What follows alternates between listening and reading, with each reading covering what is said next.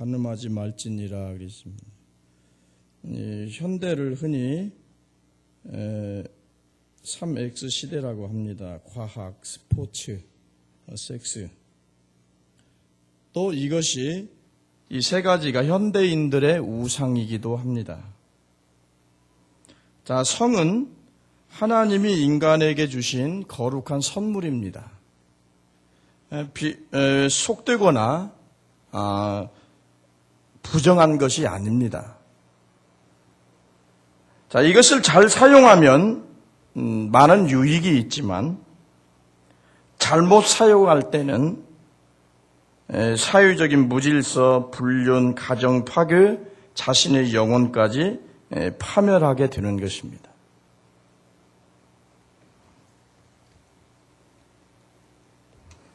그래서 우리 한국 사람들은 그 성에 대해서 굉장히 보수적인 생각을 가지고 있습니다. 그래서 성을 이야기하고 섹스를 이야기하면 뭐 참 거룩하지 못한 얘기 아니냐.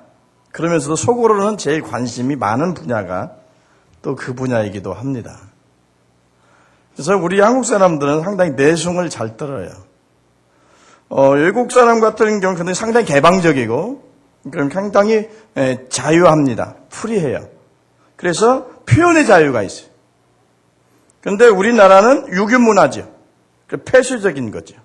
그래서 자신 안에 있는 것을 표현하지 않고 꼭 묻어놔야 그게 덕 있는 거고 그런 사람이 현모양처고 좋은 사람으로 평가를 받습니다. 그러나 지금에 와서는 이제 조금 성에 대해서 이야기를 합니다. 왜 그러냐면 성에 대한 잘못된 지식을 가지고 잘못 사용해서 많은 부작용들을 낳기 때문에 지금은 조금 열어놓고 다루고 있습니다만 아직도 우리 한국 사회는 좀 부족합니다. 그러면서도 굉장히 관심 있는. 그래서 세계에서 일본의 도쿄 그리고 한국의 서울 가장 음란이 그런 성부도덕이 가장 심각한 대표적인 두 나라가 서울과 도쿄입니다. 그러니까 그 뭘 반증하냐는 얘기냐면 상당히 관심 없는 것처럼 하면서 뒤에선 어때요? 할 짓 다 하고 다닌다 그건 얘기예요. 그럴 바에야 내놓고 토론장에서 그걸 내놓고 주제를 토론하고 이걸 어떻게 건전하게 사용하고 그것을 토론하고 그리고 이야기하는 거 차라리 그게 낫지 않겠느냐라는 겁니다.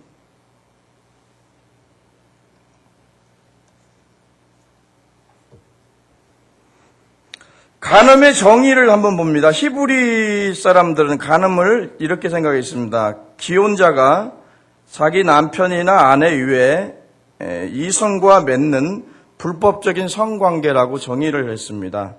클린턴의 말에 비유하면 부적절한 관계. 그렇게 표현할 수 있습니다. 그러나 이 간음의 정의는 더 포괄적이고 더욱더 광의적인 광범위한 의미가 있습니다. 이런 뭐 강간, 남색, 수음 뜻은 설명을 다 않겠습니다. 여러분 다 아실 동성연애, 또 매춘행위, 뭐 혼전 성관계, 일체의 성남용과 성오용과 이런 것들을 다 포함해서 말을 하고 있는 것입니다. 그래서 성경에서는 육체적인 간음뿐 아니라 영적인 간음에 대해서도 이야기합니다. 하나님만 사랑해야 될 하나님의 백성들이 우상에게 미혹되어서 신앙의 순결을 잃어버렸을 때, 마음을 뺏겼을 때 그것을 영적인 간음이다. 그렇게 이야기합니다. 그래서 에레미야 3장 8절에 보면 내게 배역한 이스라엘이 간음을 행하였다라고 말합니다. 그게 하나님을 배역한 그 자체가 간음이다. 이렇게 표현하고 있죠. 야고보서 4장 4절을 보면 뭐랍니까? 간음하는 여자들이여 세상과 벗된 것이 하나님과 원수됨을 알지 못하느뇨. 그러니까 세상과 친구가 되는 사람들. 그건 영적인 간음이다 그겁니다. 불륜이다 그겁니다. 그건 부적절한 관계다. 그래서 육체적인 우리가 순결을 지켜야 된다면은 무엇도 영적인 순결도 지켜야 된다 그겁니다. 네. 육체적인 순결 못지않게 중요한 게 무슨 순결이에요? 영적인 순결이 중요하다는 얘기입니다.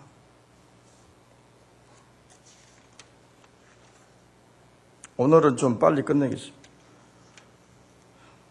간음하지 말아야 될 이유를 몇 가지로 말합니다. 첫째는 자신의 영혼을 파괴하기 때문이다. 자신의 영혼과 정신과 육체가 파괴됩니다.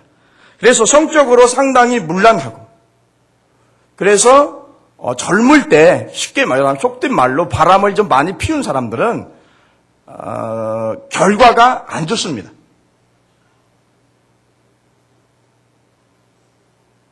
그래서 무슨 불치병에 걸린다든 아니면 요절을 하든 상당히 끝이 안 좋아요.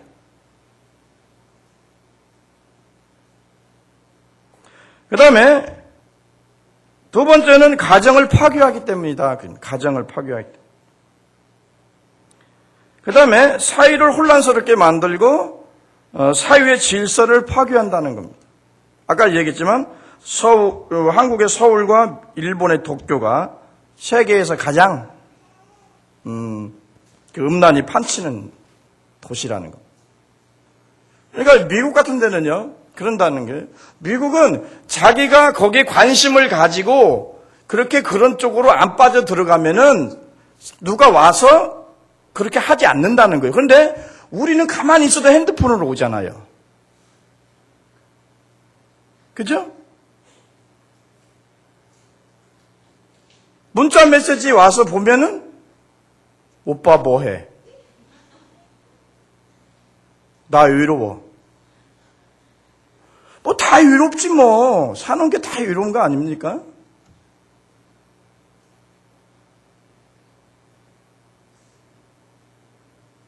뭐 인터넷을 보면 더해요. 인터넷 메일 검색을 맨날 해보면 오빠 내 거 줘. 뭘 달라는지 나 모르겠어. 뭐 아주 그냥 아주 뭐라고 표현해야 되나? 굉장히 느끼한 표현들이 굉장히 많아요. 너무 많이 보다 보니까 우리는 그냥 추월했죠, 뭐. 문자도 그냥 너무 자주 와요. 사랑하는 사람들이 너무 많아가지고. 팬들이 많아가지고. 그러니까, 미국 같은 데는 물론 그런 성이 개방되고 그런 게 있다고 하지만은 그래도 공격적 마케팅을 안 는다 그거예요. 그런 거 가지고. 막 핸드폰에 갑자기 팍 뜬다든가, 무슨 뭐 메일로 막 쏜다든가 그런 게 없다는 거죠. 또 컴퓨터 막 하다 보면은 멋이 툭 뜬단 말이에요. 그게 뭐가 온 거예요? 아줌마가 온 거예요.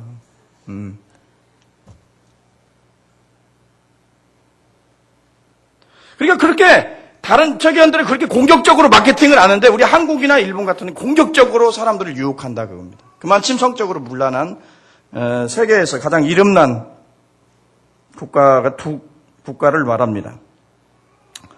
그 다음에 심판이 따라온다는 겁니다. 그 다음에 8계명. 8계명은 도적질하고 관계가 있습니다. 도적질. 옆으로 제껴놓는다. 그것이 도적질입니다. 그러니까 아나니아가 삽비라가 한 것이 도적질입니다. 왜? 자기의 재산을 팔아서 어때요? 일부는 교회에 바치고 일부는 어떻게? 옆으로 제껴놨잖아. 그러니까 그것은 하나님께서 보시기에 도적질인 것입니다. 그래서 도적이라고 하는 것은 옆으로 제껴놓는다 그런 거죠. 잘못된 목적을 위해서 잘못된 수단으로 재물을 또 다루는 것을 의미합니다.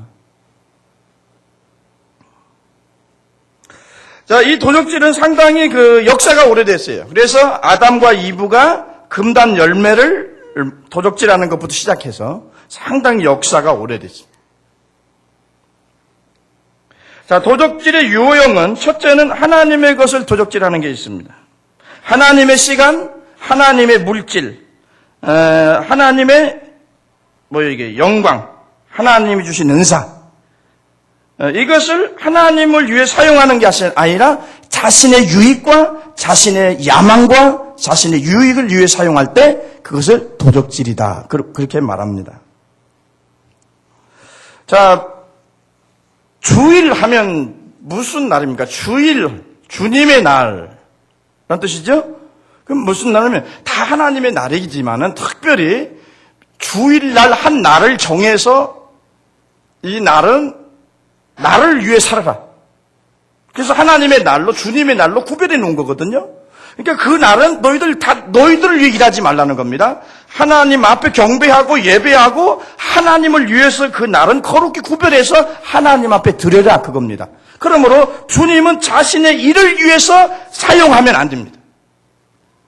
그러니까 자신의 일을 위해서 한갑잔치 한다든지 결혼을 한다든지 아니면 여행을 간다든지 아니면 휴가를 다닌다든지 그것은 절대 주일날 용납될 수 없는 행위인 것입니다. 왜 6일날 너희를 위해서 일하라고 했잖아요. 그렇잖아요. 너희는 6일은 너희를 위해서 일하고 하루는 하나님을 위해서 구별해놔라. 그날 예배하고 그날 너희들이 하는 말씀을 듣고 그날 너희가 하나님과 교제하라. 그래서 그날을 하나님께 온전히 구별해서 드리라고 했습니다. 그래서 주일 선수는 해야 된다, 안 해야 된다? 해야 된다. 주일 선수 꼭 해야 합니다.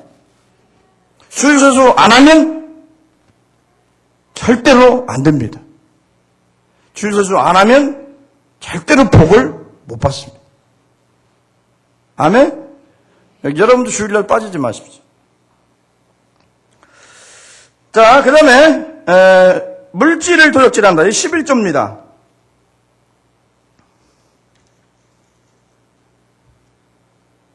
말라기서 보면 사람이 어찌 하나님의 것을 도적질하겠느냐.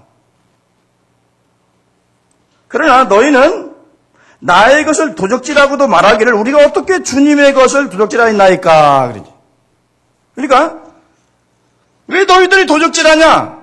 이 백성들의 이스라엘 백성들의 하나님 그러니까 우리가 어떻게 하나님의 것을 도적질할 수 있겠습니까? 그렇게 물어보니까 뭐라 그래요? 11조와 헌물이다. 그래요.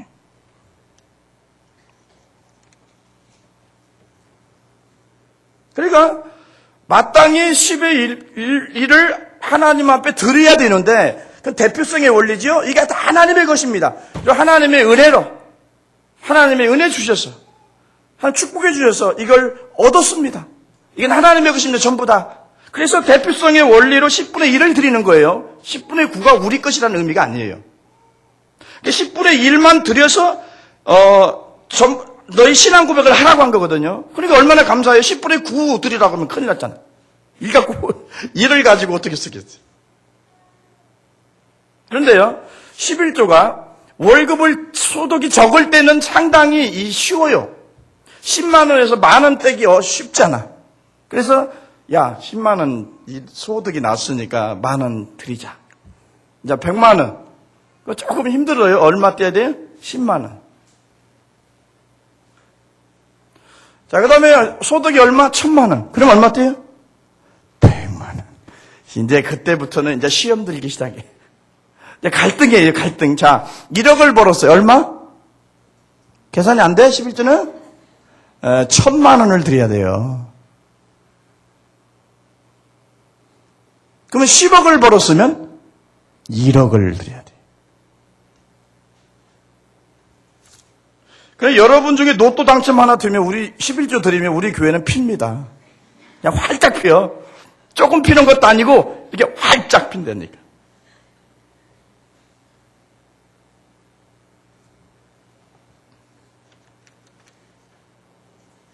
그런데요,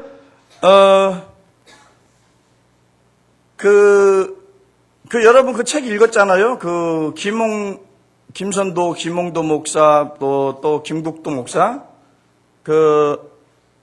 무슨 책이죠? 그때 한번 읽었을 거예요, 아마.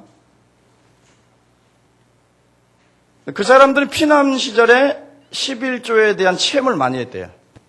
11조. 철저하게 하나님께 드리는 거. 그래서 자기 교인들한테는 11조를 철저히 가르친다. 11조를 안 가르치면 교인을 거지로 만드는 거래요. 그러니까 하나님 축복을 받을 수 없다는 거죠. 그러니까 여러분들이 이거 뭐 어려우니까 11조 안 해준다. 그렇게 하지 말고 하나님 앞에 믿음으로 먼저 드리고 그리고 하나님의 공급하심을 바라십시오. 뭐 어렵다고 안 하고 뭐 이런다고 안 하고 저런다고 안 하고 뭐 언제 하겠어요?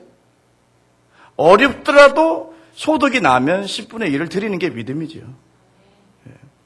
꼭 10분의 1만 드립니까? 10분의 9 드리면 더 좋잖아요. 1억 벌어서 한 달 1억 벌어서 1,000만 원 드리면 더 좋잖아. 그래요, 안 그래요? 네. 1년 연봉 10억 벌어서 1억 드리면 더 좋잖아요. 그렇게 벌으십시오.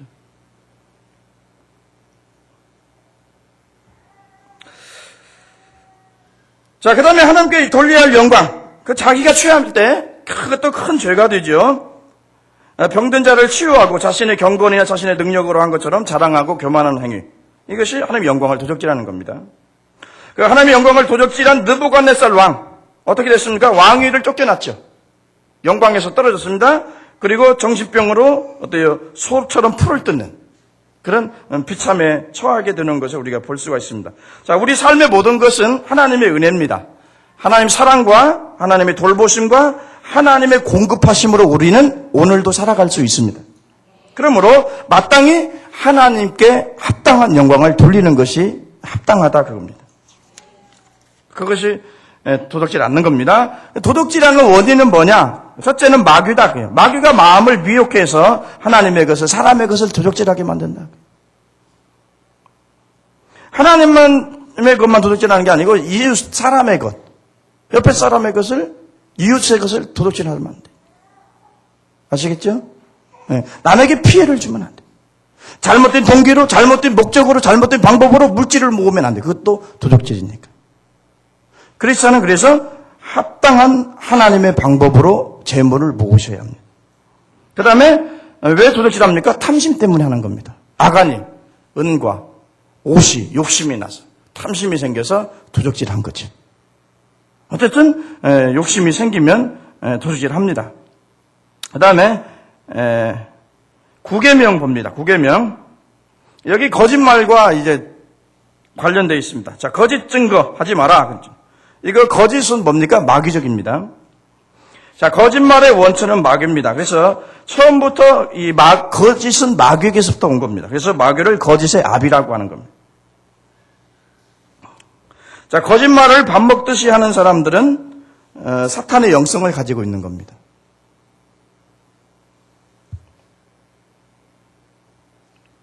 자, 그 다음에 마지막으로 십계명 봅니다. 십계명은 무엇과 관계 있습니까? 탐심과 관계 있습니다. 오늘 했죠. 남의 것을 바라보고 남의 것에 대한 욕망이 있고 거기서 지나치게 되면 뭡니까? 탐욕이 되는 겁니다. 자, 탐심은 뭡니까? 탐심은 죄의 뿌리가 되는 겁니다. 그래서 어느 신학자는 이렇게 말합니다. 이 탐심은 모든 죄의 어머니다라고 말합니다. 디모데전서 6장 10절에 보면 돈을 사랑함이 일만하게 뿌리가 된다. 그러니까 돈은 우리가 필요하고 관심을 갖고 그런 때까지는 좋지만은 뭐요? 사랑하는 데까지 가면 그건 이제 탐심이다라고 하는 거예요.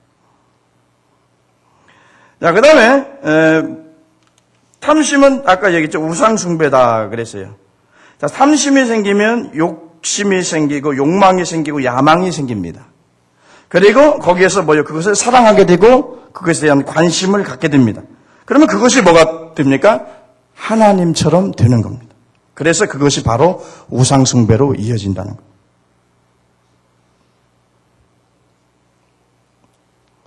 그 다음에 탐심은 가장 경계할 죄 중에 하나다. 누가복음 12장 15절에 보면 저에게 이르시되 삶과 모든 탐심을 물리쳐라.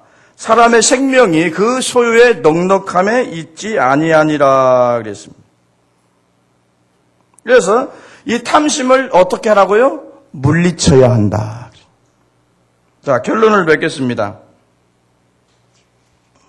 자, 십계명은 이제까지 본 십계명은 천국의 도덕법입니다. 천국의 도덕법. 그러니까 불신자들이 지켜야 할 말씀이 아니라 구원받은 하나님의 백성들, 하나님 나라의 시민들이 지켜야 할 계명이 십계명이라는 겁니다. 그래서 예수 믿었다고 해서 율법이 파해지는 게 아니고요. 율법이 완성되는 겁니다. 그래서 이 십계명은 어떻게 할 때 지켜진다고요? 우리가 마음과 뜻과 정성과 생명을 다해서 하나님을 사랑하게 될 때 어때요? 우상 숭배하지 않고 하나님의 이름을 망령되이 여기지 않고 오직 유일하신 하나님께만 영광을 돌리는 삶을 살 수가 있죠.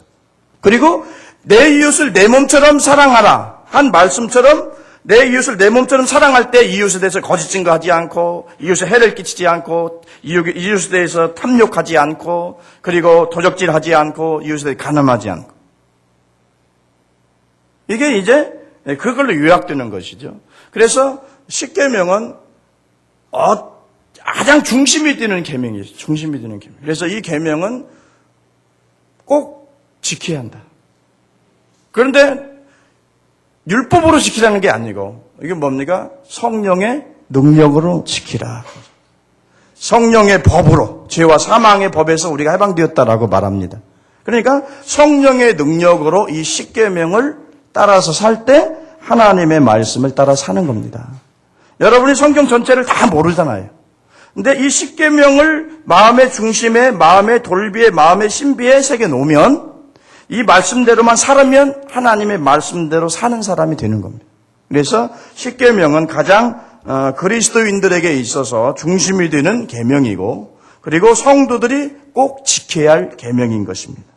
그래서 말씀에 순종함으로 여러분들이 복받는 그런 삶이 되기를 바랍니다. 기도하시겠습니다. 우리 아버지 하나님 감사합니다.